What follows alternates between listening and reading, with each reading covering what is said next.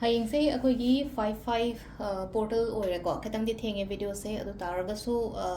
nangagati tawbiro ko nang basu yai nung dawaram oirshu yai ko ayukta tawba nang hodre na su khalase ko tawgada ba timing sina haidi 5 haina hairabani na pung manga ga minute manga gumba tawbiro ko haidi adonga sai manga ga minute nga sen nang hodre ko lodre entraga thabak na pharak tai ko le haigadi dum numit sida dum tawbibu di ai ko adu khwai degi best timing na haira agadi akoigi ayukki manga ga minute manga ko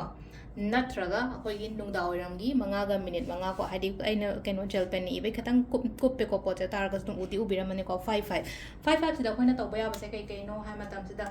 manifestation loinama adum anamba na tawba yai ko manifestation loinama anamba loinama tawba yai habagi atra de koi master malin gumba tawba shu yai aduga amana scripting journal gumba iba khotpa ko hadi wish manga gumba kai gumba igera ko hadi sigi keno sida hoji aina khalliba hatare khwaidagi top most labor do maka aigi wish da aigi ahambada aigi business oiro aigi career oiro second da aigi health third da aigi money blockages fourth da aigi keno sumne na mi gi wish makal mayam amne hadi keno magari learning bo oiro keno to oiro ko manga do adu mai taro ga iba ko adu dum laire ko hadi iba scripting sisina hadi phangye haini i doini ko hadi always ena dum haijai no ko hadi pose phangre pose phangye na exam harase ko ngaram han angang exam thagi ban harase ko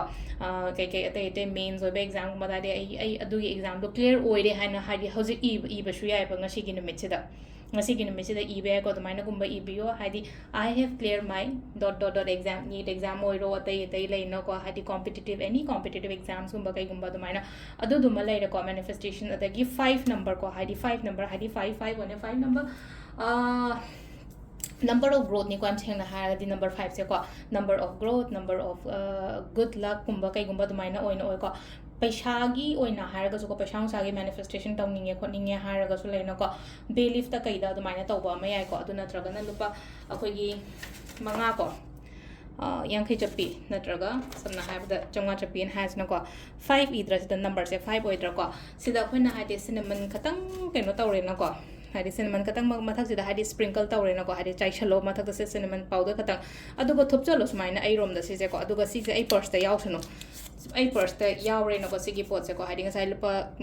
manga ogada be wan ngasai lupa chonga chapi go yankai chapi phangni da kai do phangoi deno hadi 5 number obe na hadi 5 thing ngasai cinnamon powder khatang hapani na ko do smai taraga hadi konjilani na ko pot se ai rom da aina pami ne na paisa se tardi ai rom da thopchan jeba thopchala matung da khoina tawal sigi se bekta hapaga leina ko any keno ma lakpa matamda ko mathangi lai gi tin gi pod ama lei ge khot ke hai matamda sinawo numit kharani numit mangani matung da dum lo thoga aina keno ma akhoi gi ke hani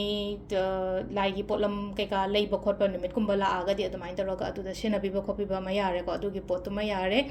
aduga atai hadi manifestation ang sai ja belief ta e ba khot pa ma le ama tawba ya belief ta burn tawraga tawba ya ko hadi itho ga burn to boko pa water manifestations gumba kai gumba to bi bai ko adu manifestation technique mayam ma leido adu do makal adum loin to bi bai ko adu sida leira ko yamna di shangalara ge video se hadi reminder oina na sigi matam se si pumam sida khoina si to ya have adu gi da makta shenjera ko videos ni ko ma'am thank you